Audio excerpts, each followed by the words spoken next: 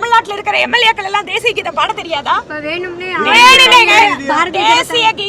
தேசிய கீதத்துக்கு அவமரியாதை செய்ய வேண்டும் என்பதற்காகவே இன்று ஆளும் கட்சியினுடைய ஆதரவோடு பேரவைத் தலைவர் இந்த மாதிரி ஒரு நாடகத்தை நடத்தி கொண்டிருக்கிறார்.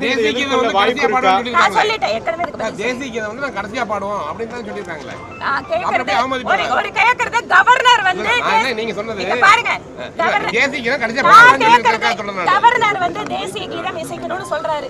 தேசிய கீதம் இசைக்கணும்னு சொல்றதுல இவங்களுக்கு என்னங்க பிரச்சனை? தமிழக சட்டப்பேரவையில் கவர்னருடைய உரை, அவருடைய உரையை துவங்கும் முன்பாக தமிழ்தாய் வாழ்த்து பாடப்பட்டது. அதற்கு பின்பாக உடனடியாக காங்கிரஸ் கட்சி உறுப்பினர்களும் அதிமுக உறுப்பினர்களும் ஒரு குறிப்பிட்ட விஷயத்துக்காக அவங்க வந்து கோஷம் போடுறாங்க.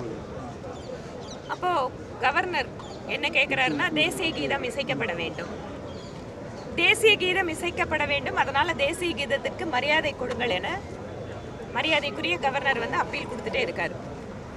ஆனா அது யாரும் கேட்கல.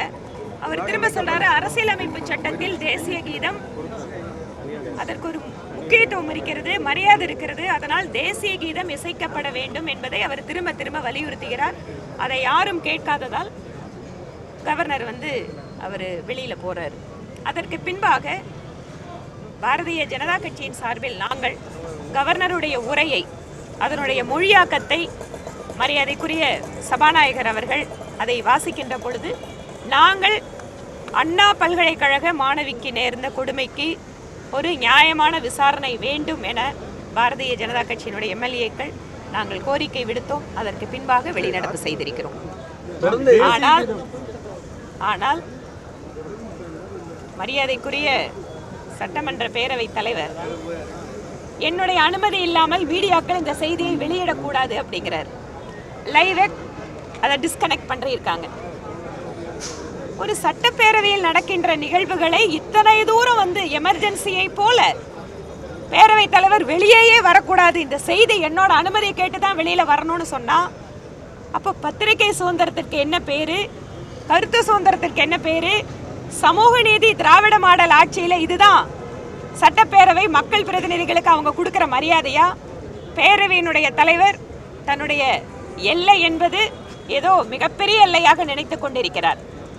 அதனால் ஊடகங்கள் வாயிலாக தமிழக மக்களுக்கு நாங்கள் சொல்லிக் கொள்வது என்னவென்றால், மக்கள் பிரதிநிதிகள் மக்கள் பிரச்சனைகளை சட்டப்பேரவையில் விவாதிப்பதற்கு, அந்த பிரச்சனைகளை எழுப்புவதற்கு எந்த அளவிற்கு கெடுபிடி இருக்கிறது, எந்த அளவிற்கு அவர்கள் ஜனநாயகத்திற்கு விரோதமாக நடந்து கொண்டிருக்கிறார்கள் என்பதை தமிழக மக்களுக்கு தெரிவிக்க விரும்புகிறோம். இது முதல் முறை தேசிய கீதம் விவகாரம் என்பது தமிழக சட்டப்பேரவையில் இல்லை. கடந்த ஆண்டே ஆளுநர் இதை கேட்டிருந்தாரு. இன்றைக்கு அதை ஒளிபரப்பு செய்வதில் என்ன பிரச்சனைன்னு சபாநாயகர் ஏதாவது சொல்றாரா? எனக்கு தெரியாதுங்க, நீங்க வேணா கேடுங்க. நேரலை துண்டிக்கப்பட்டதும் உள்ள ஆளுநர் பலமுறை கேட்டு தேசிய கீதம் ஒழிக்கப்படாததும் ஒரு திட்டமிட்டு நிச்சயமாக இது வந்து மாநில அரசினுடைய ஒத்துழைப்பு இல்லாம இதெல்லாம் நடக்கிறதுக்கு வாய்ப்பே இல்லை. மாநில அரசு கையை கட்டி வேடிக்கை பார்க்குறது ஏதோ அவங்களுக்கு சம்பந்தம் இல்லாத மாதிரி. பேரவையினுடைய தலைவர் நிறைய நேரங்கள்ல அமைச்சர்களுடைய பதிலுக்கு பதிலாக அவர் தான் பேசிட்டு இருப்பாரு. அதை நாங்களே சொல்லியிருக்கோம். அமைச்சர்கள் பதில் சொல்வதற்கு பதிலாக ஒரு சட்டப்பேரவையிலே பேரவையினுடைய தலைவர் அரசாங்கத்தின் சார்பாக பதில் அளிப்பது என்பது முதல் முறை அல்ல, பல்வேறு முறை இது நடந்திருக்கு. இன்றைக்கு அந்த பேரவையில் நடந்திருப்பதை கூட வெளியிலே ஊடகங்கள் காட்டக்கூடாது என்று சொல்கிறார்கள் என்றால், இவர்களுடைய திராவிட மாடல் அரசாங்கத்தினுடைய கருத்து சுதந்திரம் என்பது இதுதான். மிக முக்கியமாக பொதிகை தொலைக்காட்சியில் ஆளுநருடைய உரை வெளியே வந்ததிலிருந்து ஒளிபரப்பு செய்யப்படும். ஆனால் இன்று ஒளிபரப்பு செய்யப்படவில்லை. இந்த விவகாரம் என்பது சபாநாயகருக்கு உள்ளே வானளவு அதிகாரம் இருக்குன்னு நீதிமன்றம் பலமுறை சுட்டிக்காட்டிருக்கு. இதே நீதிமன்றத்தை நாடி இந்த மாதிரி ஆளுநர் வந்தாரு, உள்ள செல்றாரு, பாஜக நடவடிக்கை எடுக்க வாய்ப்பு கட்சியில் முடிவெடுப்பாங்க. முடிவெடுக்க முடியாதுங்க. எங்களோட சட்டமன்ற குழு தலைவர் கட்சியோட தலைவரோட பேசிட்டு இது சம்பந்தமா 50 ஆண்டுகளுக்கு மேலாக தேசிய கீதம் ஒழிக்கப்பட்டதா வரலாறுகள்ல அது வந்து ஒரு பாரம்பரியம் சொல்றாங்க. தமிழ்நாடு என்ன தனியா பிரிஞ்சு போயிடுச்சா? தேசிய கீதம் வந்து இந்த நாட்டோட பிரிவினை கோஷமா? இந்த நாட்டுல கேக்குறாங்க, ஏன் அந்த மரபுல தேசிய கீதத்துக்கு இடம் இல்லையா? எத்தனையோ மரபுகளை மீறி கொண்டிருக்கிறார் இதே பேரவையினுடைய தலைவர். எத்தனை முறை மரபுகளை மீறி கொண்டிருக்கிறார்? தேசிய கீதம் பாடும்போது மட்டும் மரபு வந்துருமா? அப்போ திட்டமிட்டு மாநில அரசு தங்களுடைய பிரிவினைவாத கொள்கையை மறைமுகமாக அமல்படுத்தி கொண்டிருக்கிறது. தேசிய கீதங்கிறது இந்த நாட்டோட மரியாதைங்க. முன்னாடி இந்த கோரிக்கை நான் கேட்கிறேன், தேசிய கீதம் இந்த நாட்டினுடைய பிரிவினைவாதமா, அரசியலமைப்பு சட்டத்திற்கு எதிரானதா? தேசிய கீதம் பாடுறதுக்கு என்னங்க இவங்களுக்கு எல்லாம் பிரச்சனை? ஏன் தமிழ்நாட்டில் இருக்கிற எம்எல்ஏக்கள் எல்லாம் தேசிய கீதம் பாட தெரியாதா? தேசிய கீதத்துக்கு அவமரியாதை செய்ய வேண்டும் என்பதற்காகவே இன்று ஆளும் கட்சியினுடைய ஆதரவோடு பேரவைத் தலைவர் இந்த மாதிரி ஒரு நாடகத்தை நடத்தி கொண்டிருக்கிறார். நான் சொல்லிட்டேன் ஏற்கனவே.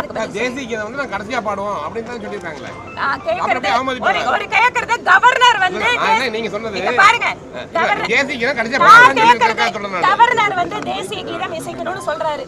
தேசிய கீதம் இசைக்கணும்னு சொல்றதுல இவங்களுக்கு என்னங்க பிரச்சனை?